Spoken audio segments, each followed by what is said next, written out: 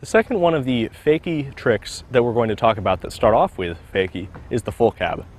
This trick was everywhere a couple years ago. Every time you would watch a video with street riding in it, you were guaranteed to see more than you could shake a stick at.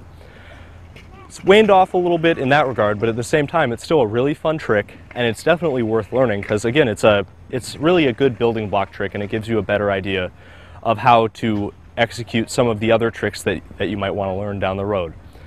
It is essentially a backwards 360. You start off riding fakie, and then you generally pick up your front wheel and you pivot around the back wheel about 90 degrees or so, and then you throw the bike around, basically like a 180 that you just spin a little bit too far. You don't really have to have 360s down too well to do a full cab, which is a little bit strange, seeing as it is a 360. But much like a 360 to fakie, it shares a whole lot more in common with just your run-of-the-mill flat ground 180. So, much like a lot of the different fakie tricks that you can do, having good fakie skills is necessary.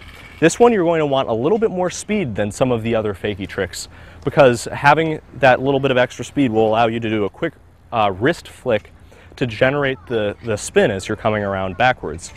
And so you want to make sure that you're not going too slow, because if you're going too slow, you're just going to have to work so much harder, and it's actually going to make the trick more difficult.